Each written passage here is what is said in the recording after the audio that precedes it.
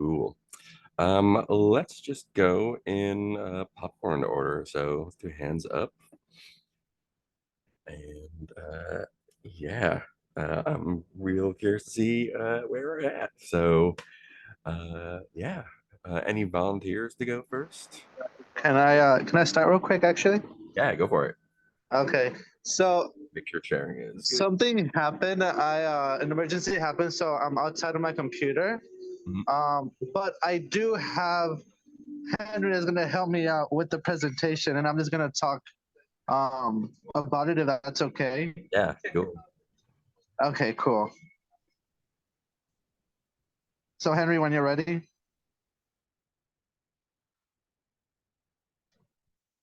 Okay, hold on, I'm pulling it up right now. Oh, okay.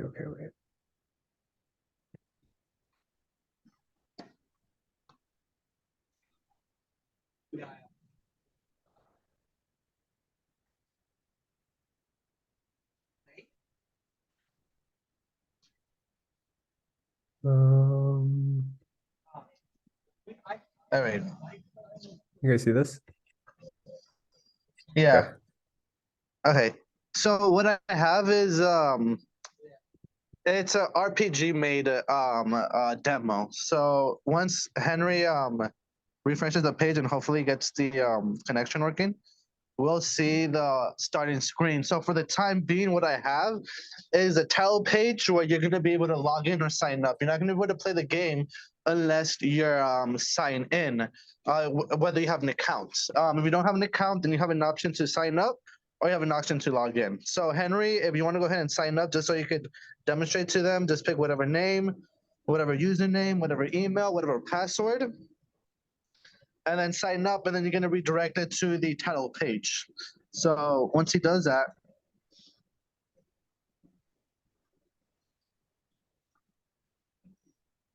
and Henry, if you did it, because you did it earlier, so you can have there's a unique key for an email. So if you use that email already, then just change the random letter. Same with the username. So the username and the email have to be unique. So just add a letter, add a one. Okay. Okay. Yeah, I think these are different from before. Okay, for sure. So. Yeah. Wait, hold on. Okay. And then there you go. You get your demo, your options, and you log out. Log out basically ends the session. Demo, if you want to click on the demo, it redirects you to the character creation screen. So from here, you're going to have to create a character, username, your pronouns, your region, your sex, and then whatever job you want to pick. So Henry right now is going to create a user, and he's going to pick his pronouns, the region where that character starts off, random regions that are created. The male and female toggle buttons, if you look at the icons, actually change based on the gender. So I thought that was pretty cool. And whatever Henry wants to pick as his job class, you have 8 different options to pick from. Each job class has its own stats. So every job's gonna start at level 1. They're gonna have different HP, magic, strength, defense, depending on what class you get. So once you decide what it is that you want, Henry's gonna go ahead and press the confirm, and then he's gonna confirm it. So I'm currently working on the actual game mechanics. I don't have that running. I have that running, but if I do, it'll break the code. So as of now, what I'm able to show is each person has an option to register, and each user is able to create multiple characters. So the characters and the users are saved in a database, and the characters are going to be able to level up during battle, and those when they level up, then I'm gonna run a patch to the actual stats of the character, because each stat of the character has its own table that will get refreshed whenever they level up.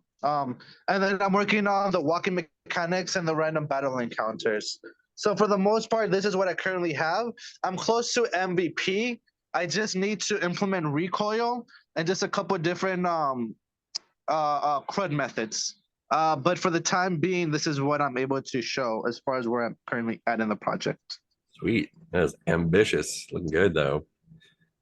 Yeah, like I said earlier during our morning meetings, I have to remember that I'm a one-person developer and not a whole team of developers. for sure. So my backup plan is if I fall short on it, because I'm close to being MVP. So if I fall short on it, I'm just gonna implement more unique interactions with a character building and just make my project a character building for an MVP and just add more to the customization to it.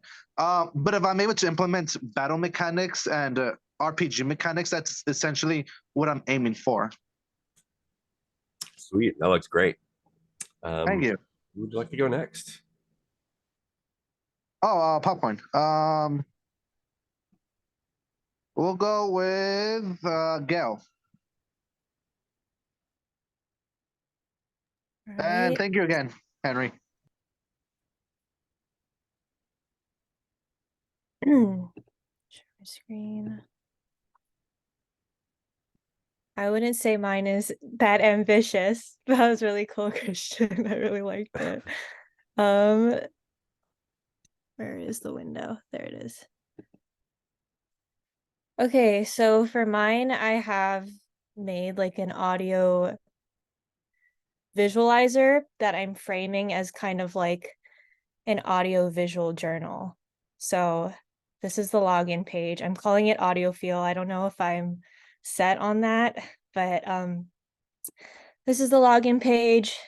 You can also sign up here. Let's just do a random thing just to show that it works.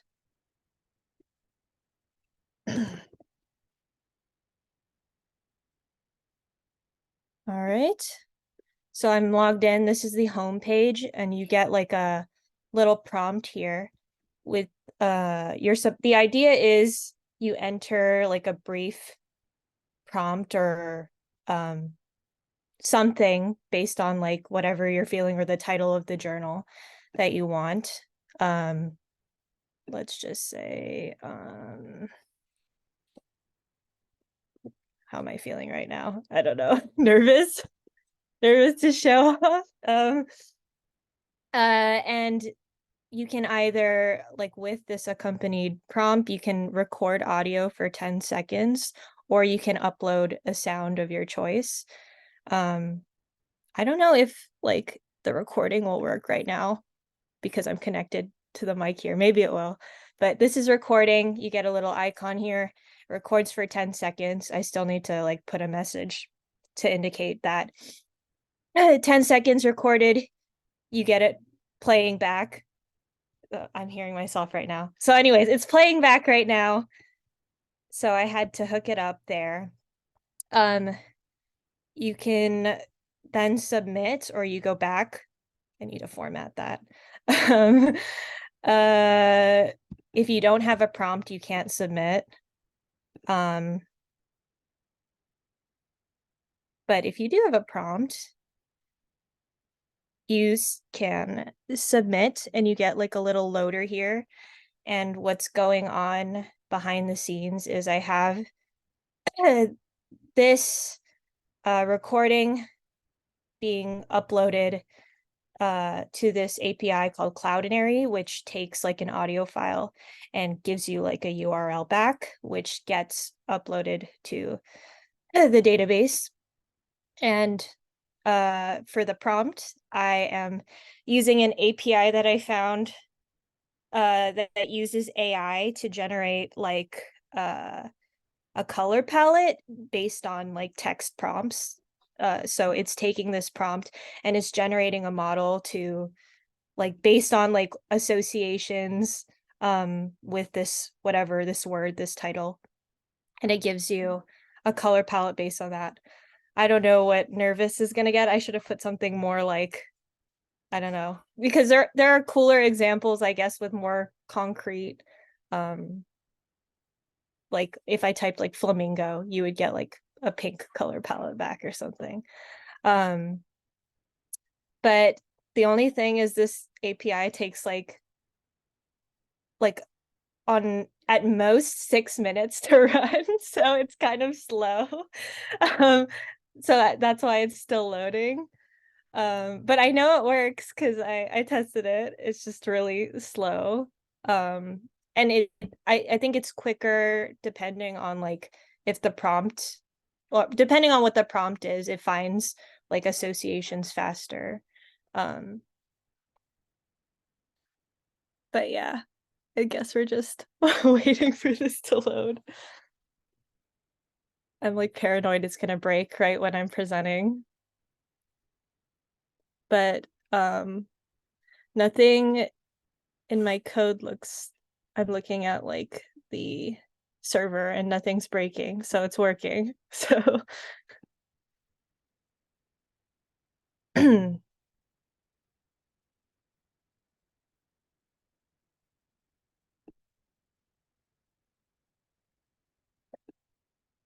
I feel like this is going to be weird to deal with at like actual presentations because it just takes a while to load. I mean, I think I could try to figure out how to just build my own model, but I feel like that's way too ambitious and like hard.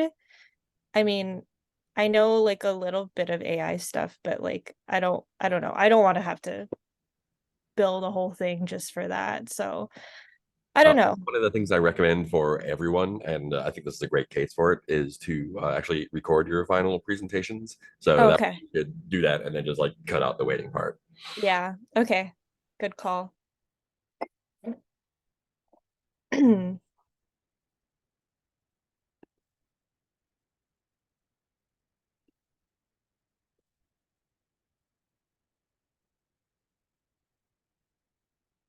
Da, da, da.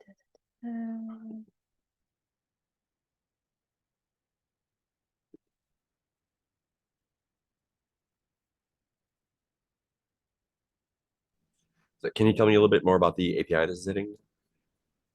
Yes, the AI one. Yeah. It's called Replicate. I was just looking for like something that worked with like a text-based prompt and like, can you still see my window if I'm like navigating here? This is the one I'm using. So so this is like the example that I like or well, so I found like a local use of it, of like use case, like it was just someone managed to do this locally, and then in like it was a Twitter thread and someone was asking, oh, is there a way I could use this, and then they like linked to this, and I was like, oh, that's pretty cool. So you just install Replicate, you use this API token, and this is what I'm doing on the back end essentially, is like running a fetch and then like doing that inside one of the like routes. And yeah, you get a prompt input. That's pretty much it. And so what I'm doing is you get these images back. They're like temporary image files. And I'm using this function called, I don't know, get colors or something, which reads the colors from an image based on like how many colors you want. And in this case, it's only 6 colors. You get 6 colors back every time. So I'm only prompting for 6 colors. I get those colors back, and that's what I'm uploading that as a string to my database. Oh my God, it's still loading. Let me just make sure it's working. It's usually faster than this, I swear. But yes, so I'm uploading this like the string like RGB values to my database. And then when I fetch those, I'm splitting it up into an array so I get like the individual colors back based on like how I formatted the string data.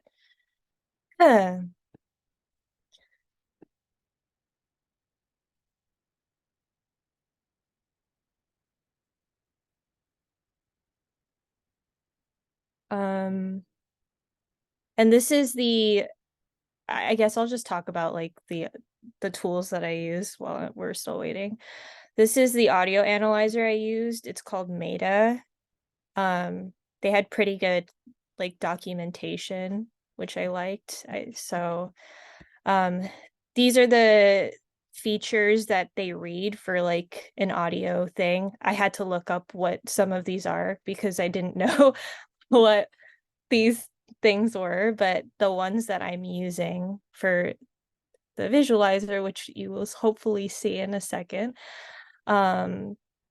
is loudness and chroma, which chroma is like pitch related, loudness just related to, yeah, the loudness of the audio.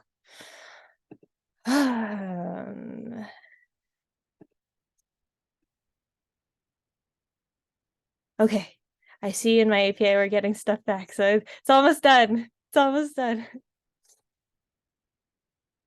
Maybe I can just show you that it's working.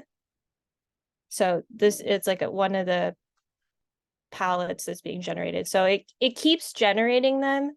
Like I think I run it, like it's going through different models and testing it about 10 times before like it lands on the final palette. So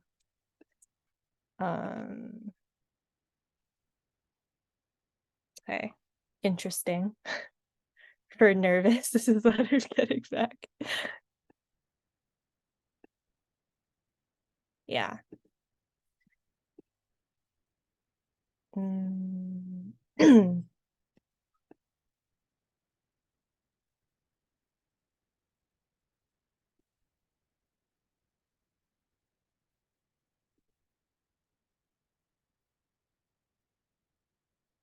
Okay, it's been generated. There's a message there. So then you can go to your entries, hopefully, and you get a little visual there based on the palette. And this is the title, timestamp, and you get this visual that I generated with Three.js after many hours of looking up how to animate things, and it based on like the audio that you play. You can't hear it, but like I have it hooked up based on the loudness, and I'm still figuring out how to do the chroma, the pitch. I want to like change the color of it based on the pitch, but it's kind of been hard to figure out how to do that. But the audio that I'm playing back, just trust that it's playing and it's like responding to that. You can like bookmark stuff here, and if I bookmark it, you'll see it show up there. If I remove it, it goes away. And I have an edit profile here, which I took from like phase 4. Shout out to Henry. Yeah, update, delete. That's pretty much it. But I'm pretty happy. The funnest part obviously was making like the visuals. So it's like a sphere, and like I'm using like this noise function to create kind of the little ripples on the sphere. And yeah, I think it looks cool. So Yeah, it's super cool. Awesome. Good stuff. Yeah, that Three.js stuff is really fun to play with. super fun. There's a really big community, so there's a lot of examples and stuff. So it was fun. Awesome. Great. I love it. Who would you like to go next?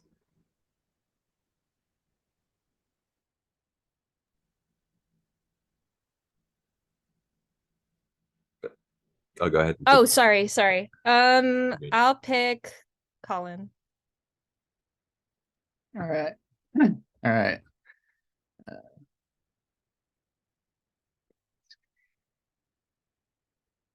So my CSS is kind of rough still. Didn't quite make it MVP, but I'm getting there. And so I think we've all seen kind of the login screen, so I'll just skip over that. The homepage, I had an idea of what I want to do, but I think I'm gonna put some of the stretch goals into that. But it's kind of the basic idea of the project. It's kind of like a stock brokerage portfolio tracker kind of thing.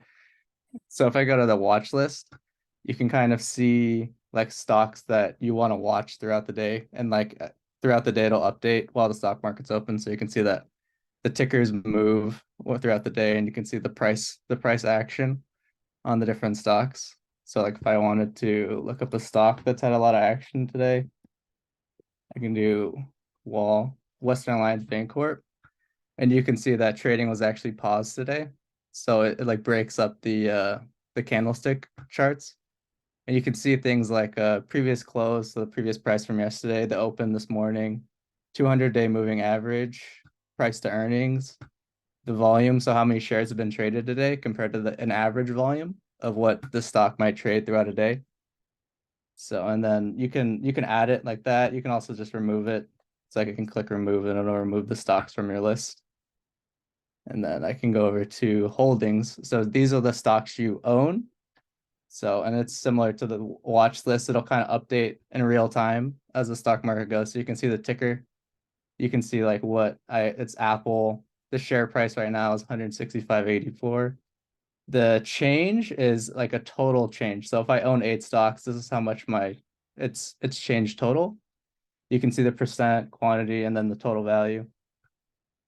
And then then it moves. I was kind of just sitting here staring at this morning, not really getting anything done. And then update. So if I want to like buy shares, I can put in a ticker. I can search it. It'll give me Apple, a share price, and if I want to buy like, say if I want to buy like 6 of them, and add the stock, and say if I wanted to sell Apple, it'll tell me how many shares of the stock I own, because you can't sell more shares than you own, right? So if I wanted to sell all of my Apple stocks, it would be 14, and then it won't show. It shouldn't show my holdings anymore. Yeah, it doesn't show because that's kind of a delete action. And then for transactions, it'll kind of give you a breakdown of all of the transactions you've made in your account. So like you can see that you've been buying, selling, the quantity of that, the share price of that amount, the total amount you sold it, the total amount you bought it for, or the total amount you sold. And then you can kind of scroll through if you have more, or you can change how many it wants to show on one page. And yeah, that's kind of what I have right now. Nice, that's sweet. What are you using to generate the graphs? So I'm using Apex charts for for this, and then the table here and transactions. This is Material UI. Nice. Yeah. Cool. I love it. Who would like to go next? I will pass it over to Jason.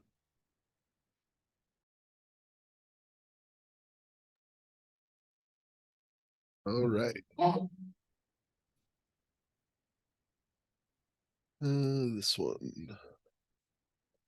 You should see all the windows over here, including the phone screen. As long as we've got that. Just trying to find my toolbar here.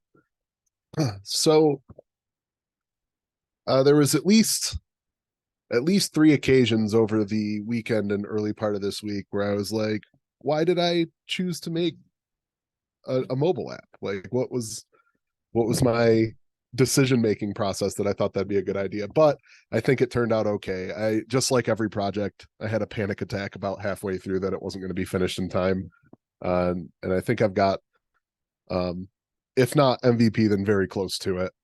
So yeah, this is Backlogger Books. It's an app for using your phone to track books that you want to read in the future, leave reviews for other users to about the books, and you can save those lists as well as mark them if you've completed reading them or not, as well as a few other neat little features that I added in as I went along.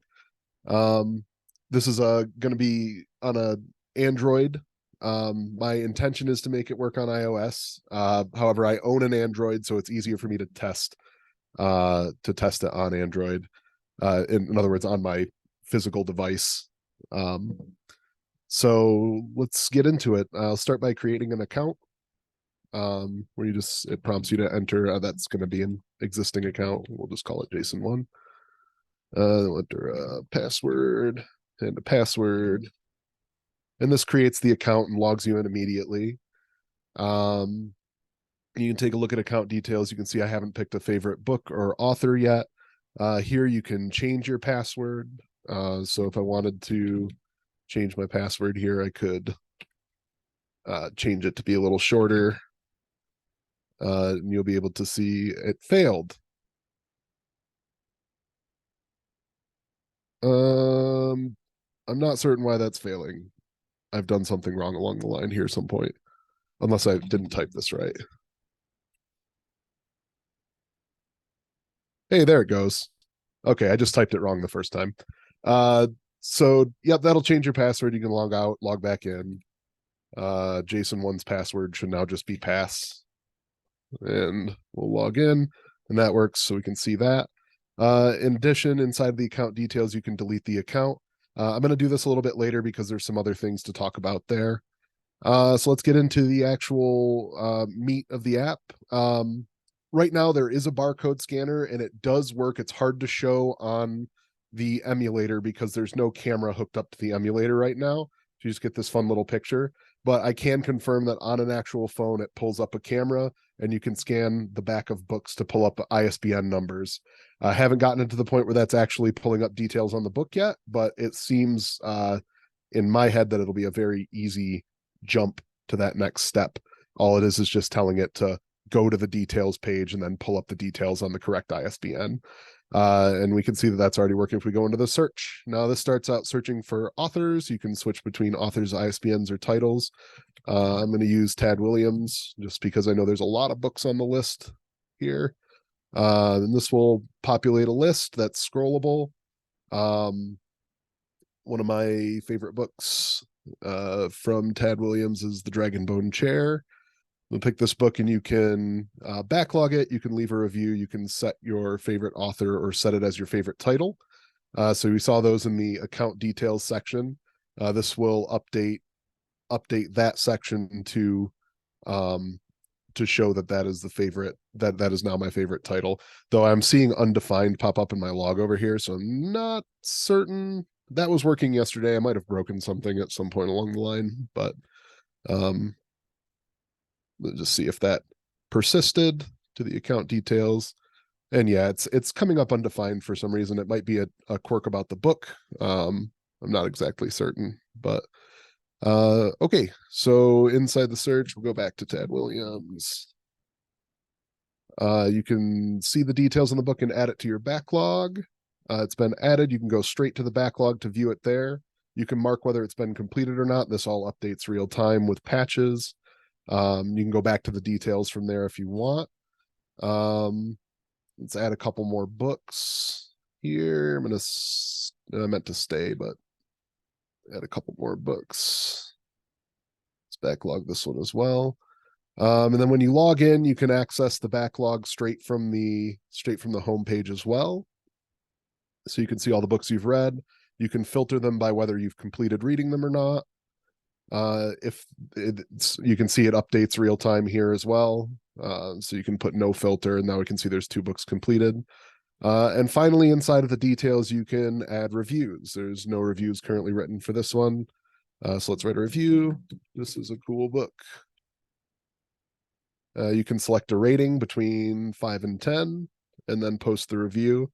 Let's say review posted, and then you go back into reviews. You can see that review is there. And it doesn't matter which account that you're logged into. I could log out of here and then log into Jason regular. And, oh, he's got a book in the backlog right there. See details. There's a review on this one from before, but let's go back to Tad Williams. That's not right. Wrong filter. Search Tad Williams. I think I can just do Tad. Yep. See details, reviews, and you can see that the review from the other account is still there and visible.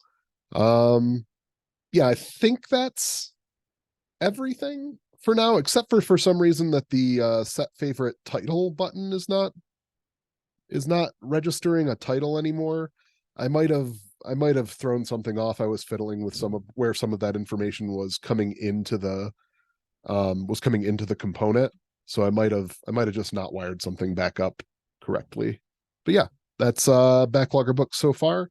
A lot of styling that I'd like to do because it looks really blocky and it does, it's not really aesthetically pleasing in a lot of ways. There's a couple of issues with like the create account button is really small on an actual mobile device. So I want to find a way to make that a little bit bigger or put it in a place where it's a little bit easier for the user to access.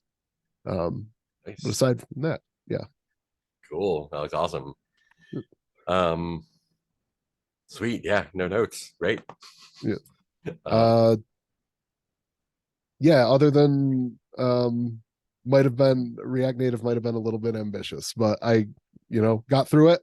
It's running on Android devices. I've gotten it on my phone. That was the coolest moment ever when I was able to pull it up on my actual phone and play with the app in my hand. Like that was cool. So Awesome. Who would you like Yep. to go next? let's pass it to Saki. All right. Let me share my screen. Okay. Here we go. Okay, so this is my app. Let's go to the home. I created this app for property owners. This is for it's designed to manage expenses. And owners can add properties to their portfolio and also units that belong to properties, and they can also add expenses that belong to a building, the property or the unit. So yeah, it's called Property Panda. So there's pictures of pandas everywhere. So I think I'm pretty committed to this app name. Little panda icon and panda picture. One of the future like as the first what is it, the like original library we had to use, I picked the email.js. So here I have a contact form that user can send a message to this Property Panda staff, I guess. Any feedback or comments? So let me just demonstrate that. I'll do key. All right, because I'm also receiving this email. So wait, we'll just put example. So it's not confusing. Okay, so I'm gonna send. I wanna add a pop-up message just to confirm that it's been sent and then clear this form later on. But haven't got to that yet. But yeah, I'm getting an email. And then, yeah, hello Saki, you got a message from Saki. Hello, so it's working. And then I'm logged in as one of the owners. And logging is working, but I haven't like hooked this up, but I have the form ready. So I just have to do the back end of it. But yeah, so this is the user. And this person has 2 properties right now. If you click on see details, you can see the units that belong to the property. And then, yeah, this one doesn't have any property yet. So you get a different screen for it. You can add unit like here. Example, this person is renting a unit and then they already found a tenant. So let's choose occupy and then submit, and it shows up here. There's no lease yet, so it shows this. But if you go to the other property, unit A1 has leases, so it will show the start date, end date, all the lease information, and the tenant information at the bottom. And if you go to this one, Stephen Brown, right? If you go to the other one, it has different information that belongs to that unit. And I haven't, I already have a button, but this is just to like send emails to all the tenants for this building. And I would like to also add email button here just to notify, like if the owner has to notify this user, the tenant, then they can also email this person. I think, oh, and you can also edit like unit information here. Forgot to add the go back button there, but yeah, and you can also delete. And it's gone. And this is the expense where you can see all the expenses and income for all your properties. You can filter by property. So this is for a building called Ballard. This is called, this is for the second building. And then you can also add, like if you received a rent, for example, you can select the date, select rental income, and then rent. And for, oh, so this, if it's for a building, you pick a property. I have to, yeah, clarify that. But this is for a unit, so I would just pick A1. And then it should show up here for Ballard. Wait, didn't show up. Hold on.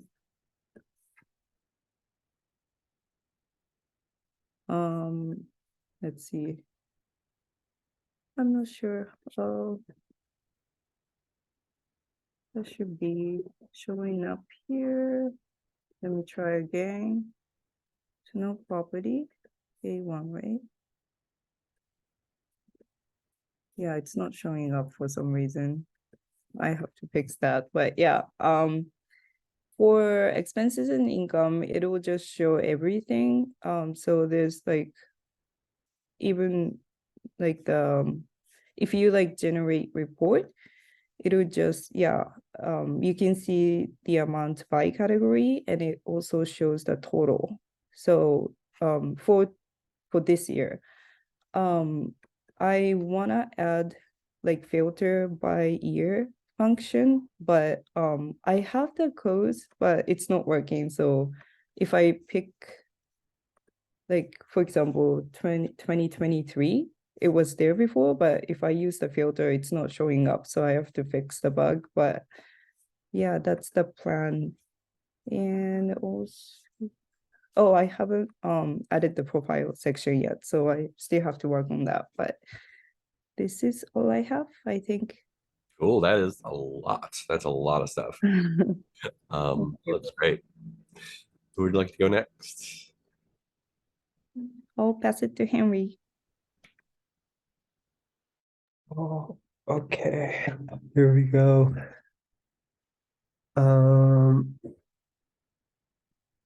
Okay.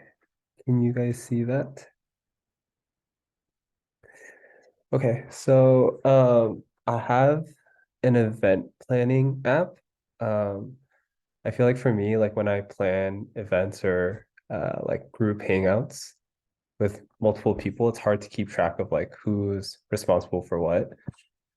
So for example, like if you're going on a trip or like you're planning a picnic, like this is like just like a one place you can kind of come to so that like you can sort out and like assign people different like elements of the event. So let's just start with like a brand new page. So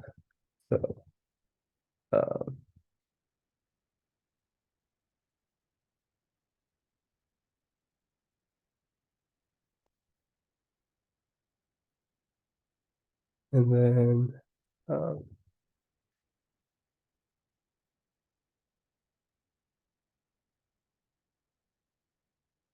okay, so when you sign up, it's going to take you to this home page. So right now, there's no events / I haven't been invited to any events yet. So let's just go ahead and create an event. So let's say that that's it. Next Saturday at 11:45 a.m. So it'll create this card so that you know that this is being added. And then if you go back to the home page, you can see that the card is here and you can do a little bit more functionality here. So you can edit, like let's say like this appointment got pushed back a week later, but it's the same time. So if you save it, the information will automatically update. And then you can go into the room. So the room is kind of like where you sort out the elements. So you can just say ride to vet. And these are like pretty ambiguous. I just said to a string, so there's no exact like formula or exact like input you need to put. So you can just say at Henry. Or you can say like vet bill, I don't know, like $50. And then it'll just get added. And then so participants are like how you like invite your friends into this event planning room so that they can also interact with it. But then you can't be added unless you're already friends with them. So like let's say I wanted to add like my account. I need to add a message, but in the console it says like could not find friend. So you go over to friends and then you type that in and then you can add them as friends. And all of these, like these are all the users for now. I need to figure out how to filter this better, but all of these buttons like they post or delete. So let's say like I add them as friends. Let's go back. Go into room and then you add them as friends. I need to add another message here that says that that got added, but if you go home, you can see that the participants are me. And then let's say like I log in here into my own account. I can see at the bottom that this card is here. And so these are all the events I've been added to. And then if you notice, these cards are a little bit formatted differently than these cards. These cards you can edit kind of like the main, I guess like details. You can also delete, but here as a participant, you can't delete. You can only go into the room. Oh, scared me there for a second. You can go into the room and you can kind of see the event elements. And then I can also add to this. So like, let's say, treats after. Let's say we're gonna go to Starbucks. If you add that, I can also like delete these like once. Oh, okay, I need to fix that. But yeah, you kind of get the point. Let's see what else is there. Yeah, other than that, I think that's it. You can like delete these. You can see who you're invited by. But yeah, that's kind of what I have. Cool. It's a lot of stuff. For styling, what are you thinking about? I'm working on the semantic UI. So I was just like working on stuff here and here, and then it started. So I'm still working on the styling, but the styling is definitely a work in progress for sure. Cool. Sweet. Who would you like to go next? I will pass it to Gabby. Cool. I will share my screen. Yeah, I'll share the whole thing. Okay, cool. So my app is called Table Vote. I also, just like Jason, have felt like, why did I choose to do this using React Native? But you know, here we are. I also realized that I kind of ignored the sign up thing. It like, you know, I just like seeded users and that seems to work. So so the whole idea of the app is basically for groups to decide where to eat, and I'm using the Yelp API, and then people can vote, and then you get like a random choice, or if it's a tie, you get a random choice. Otherwise, you get the one that gets voted for the most. So I'll start. Actually, I'll log in as my dog. I don't think he has very many parties.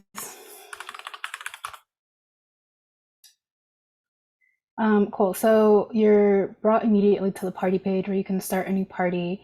You do also have the vote tab where you can see like vote parties that you have to vote for, or like this one that is like done. You can see the votes are in. And then the third one is the profile where you can see your past parties and you can log out. So let's start a party. We're gonna go cheap. These are all, yeah, this is basically using the Yelp API, so you can really type in anything here. I have some prompts, but I'll just say like Phoenix, and we're gonna look for tacos. And then here, I still need to add some validation so that you can't add people that aren't already existing users, but it basically you could just type in like a list of people. So I'll add, I guess my dogs can go out to eat with my cats, which is fun. And then you can set a search radius. So I'll do like 15 miles and submit. It says that your party's been created, and you can go to the vote tab. So there is differences here with like the users in the party that have already voted and the ones that you're still waiting on votes for. So when you vote, you get this little spinner, and then you get a list of 20 different restaurants using Yelp's API. If you click on a restaurant, it'll take you to the Yelp link for it. I think according to Yelp's things, I need to add like a little icon for it to, look nice. But yeah, so I'll submit the vote here, and then it changes this icon to voted. I haven't tried it on like multiple devices at the same time, so I don't know what this looks like if two people are logged in, but I guess that doesn't really matter. Then I'll log in as one of my cats.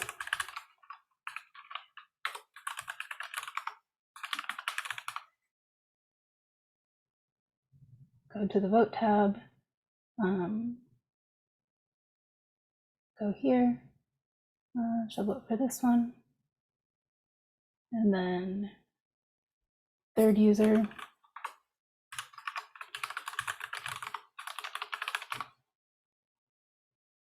And she'll vote for this one. And then it takes you back and it says the votes are in. You can then, oh, that's not right. That's not right either. What is this? Is this the right party? Okay, well, it's giving me weird, not sure what this is, where this is coming from, but yeah, it's supposed to give you the like restaurant that gets picked. I'm not sure why it's not. That's so weird. Okay, well, I'll have to look at why that's happening. I do also still have to work on when no search results are available.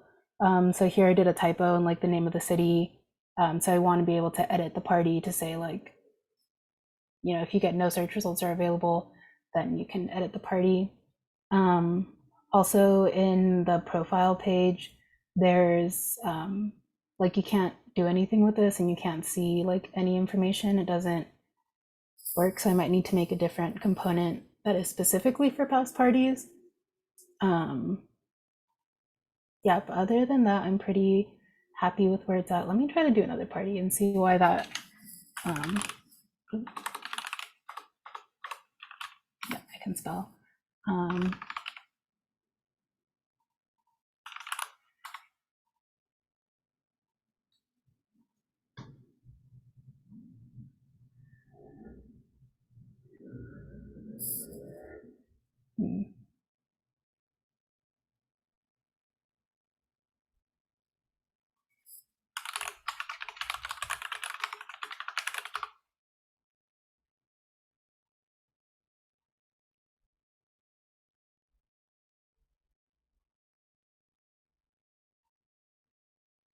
weird. That's not the right place either. Okay. Yeah, I'm not sure. There's some maybe weirdness with my thing that picks the winning place. Yeah, that's not right either. What the hell? Okay. Well, yeah, so in theory it would pick like the one that's from the votes, like make the calculation, but yeah, that probably needs some editing. But yeah, that's the whole app. Nice. That's great. Yeah, sweet. Nothing to say or ask. Looks really good. Cool, Who thank would you you. like to go next? I'll pass it to Miles.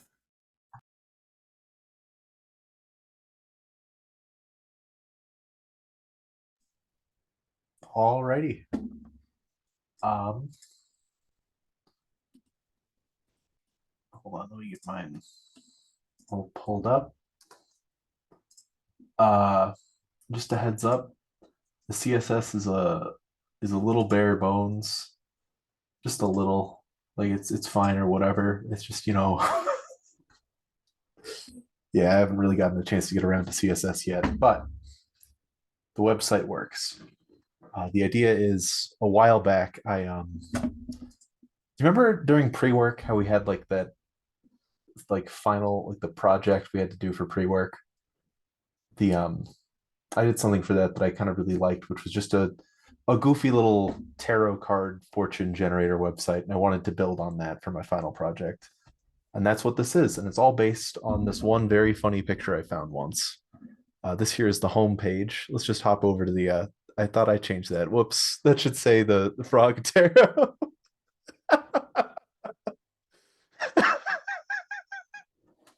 Well, anyway, here's the picture in question that this is all based on. It only has some of the major arcana, and this here is going to feature all of them.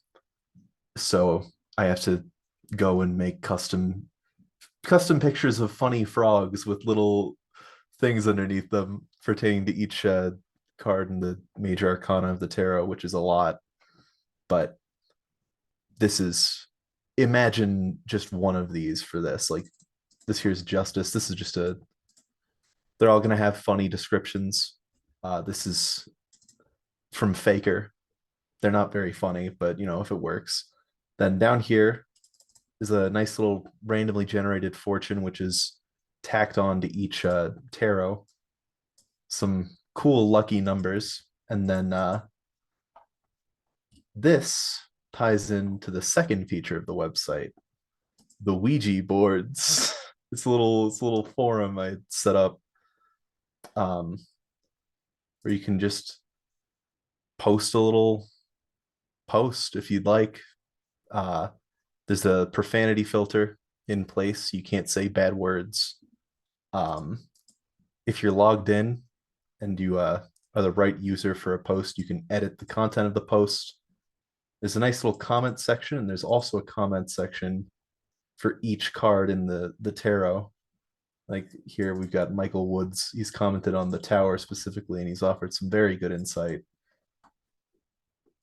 But if we hop over to a different one, this guy's left a different comment. These are all connected in the back end. You can leave comments if you are the user who made a comment. You can edit it. You can also delete it. And if you're logged in, you can have a copy of your tarot reading emailed to you, but you got to be logged in. So let's make a new guy. Let's go with like I don't know. Oh shit.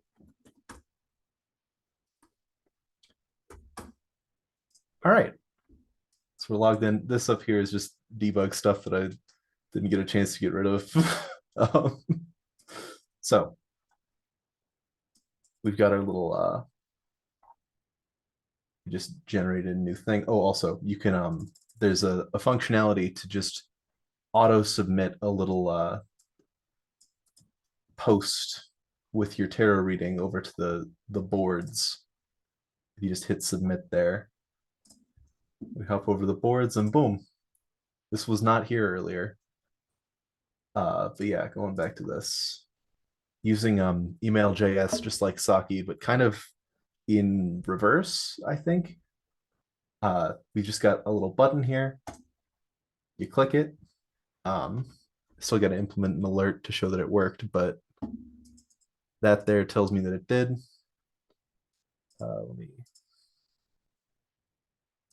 pull up my email real quick.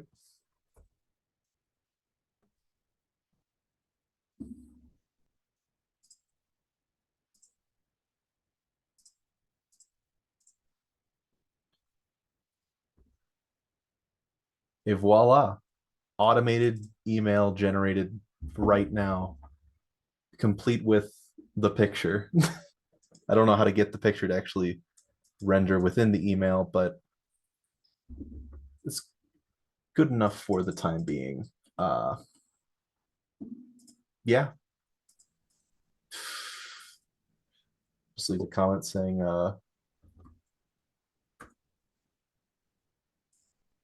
nice stuff, and then I still got to work on getting the comments to immediately render once you submit them, but if we can find whatever that was again, we'll find the comment.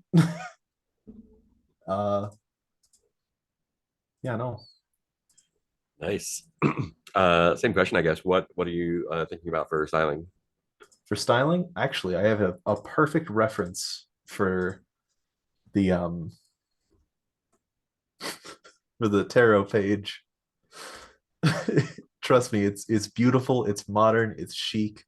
I didn't. Oh shoot! Hold on.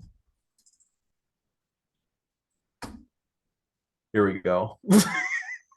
Something like this, just nice and yeah. Is kitschy the right word? Just goofy. Nothing too fancy. Cool. What do you This use is for the email stuff? the email stuff. That'll be email.js. Nice. Cool. And I also am using a Python thing called I think it's just called Profanity. You can just do that. It is a very simple profanity checker. It's not very like robust, but you know, it works. Sweet. Who would you like to go next? How about we go with Jake? All right. So, okay, let me log out on the site. Okay. Let me open up my here and you see my screen. So I didn't want my website to have like no styling. So I took the styling from phase 4. I just put it onto here because it looked really bare bones before and I didn't want it to look super like just empty and stuff. So I have an e-commerce website. So we'll go ahead and go log in, create account, test user, Jake, you see test, and then avatar will just like placeholder because it doesn't even really matter. And then test user, test, sign in. So now I'm signed in as test user. You can create a new listing. Let me go here. Got a picture of a Toyota.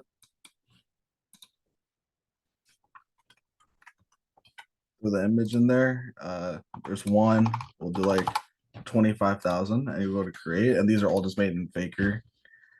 And then why did it not show up? It was working earlier.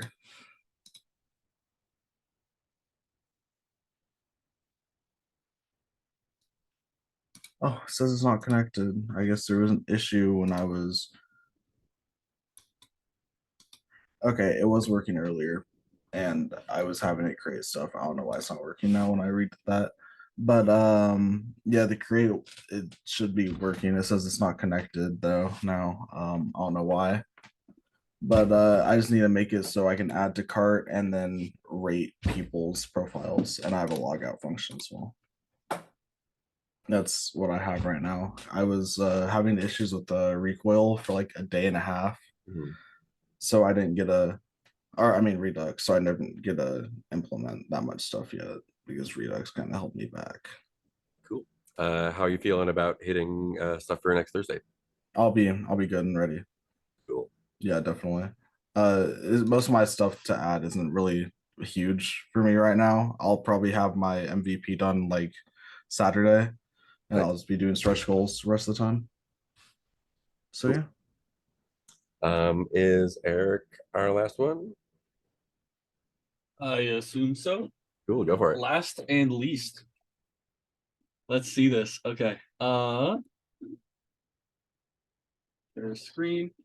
So my project, which has given me a lot of stress and is not working. It's called Worker. The impetus was I wanted to make a productivity app that specifically allowed you to create group projects with different users, with other users, and allow you to sort of to see everybody's progress and various objectives and deliverables for a given project. Now, got a login page, pretty simple. Nice little show hide password. And yes, the password is password. When you log in, logs in. And what I have so far is if I go to Teams, I get a Teams page that displays all the teams. You have the team, you got the company the team's with, the team members, and then each project that the team that is associated with that team, along with the next due deliverable that you have, along with its status and its due date. You can see it displays for all of these. If you go, and then I just want to say right now, I hate Formic. I think it is an awful, awful package that is an absolute nightmare to work with. But the theory is eventually there will be a form to create a new team here, and then also functionality to add and or remove users based on the type of the role you have in the team. I have a section in the back end that has user roles of like manager, senior, and junior, and I think owner as well. But essentially the thought is that managers / owners be able to add and remove anybody, would be able to, create projects, remove projects, create to-dos for people. Juniors would generally, just be able to add or remove themselves, or I guess just remove themselves, would be able to create to-dos for themselves, not others. And then if you go over to projects, see a list of every project that I'm associated with. If I click on view details, you got there. I want more here, but getting this to work alone, oh boy.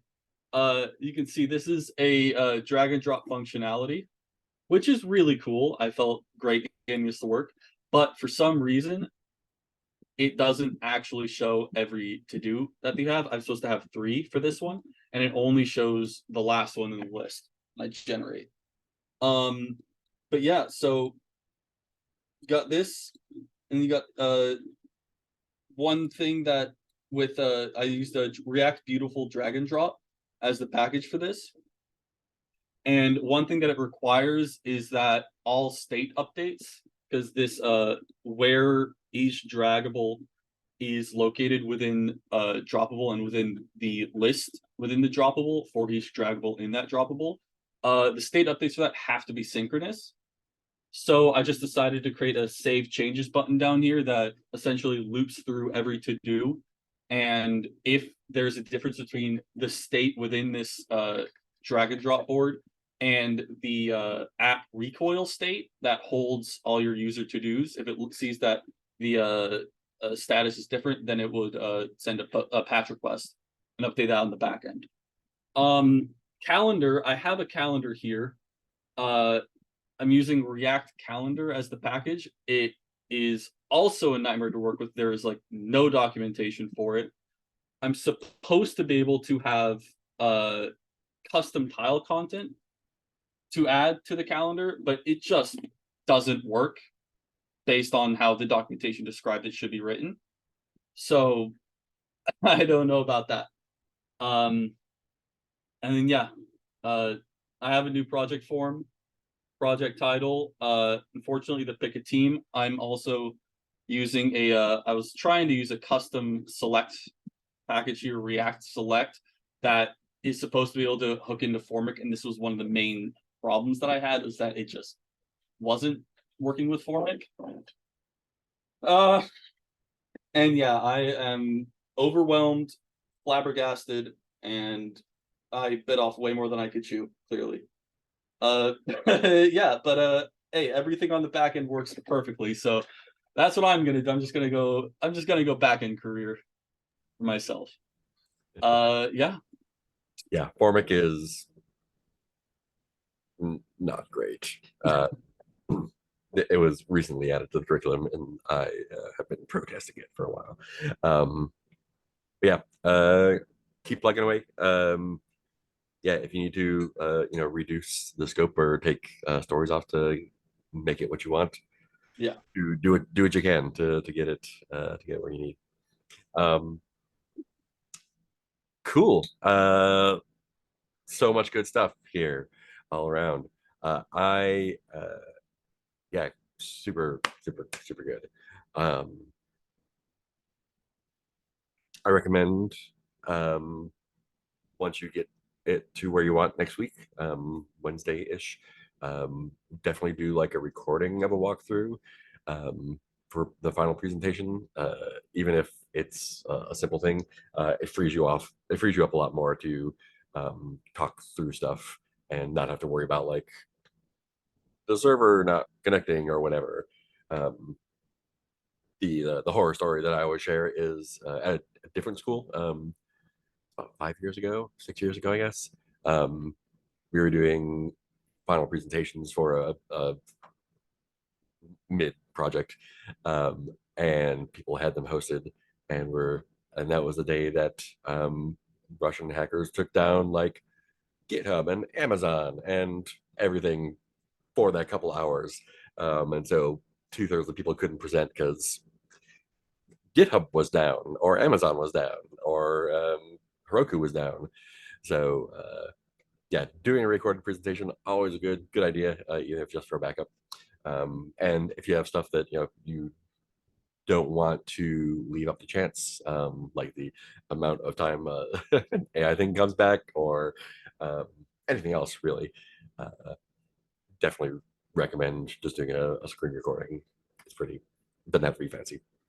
But yeah, great stuff. I can't wait to see where you all are next week.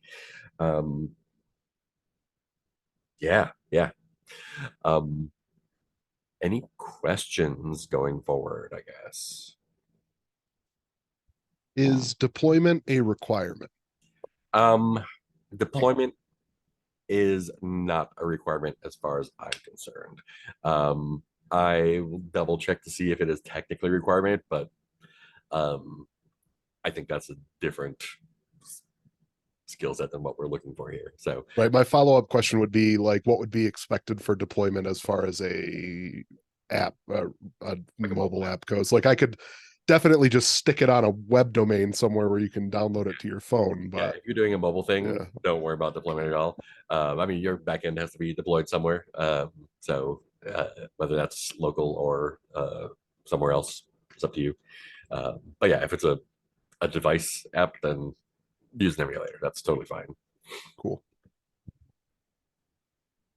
Cool. What else? All right. These are looking real good. I can't wait to see what happens next week. Cool. I'll post this recording up so y'all can see it for future reference if you need to, or show it off. And awesome. I will see you all in a little bit. Thanks for showing off all your great stuff.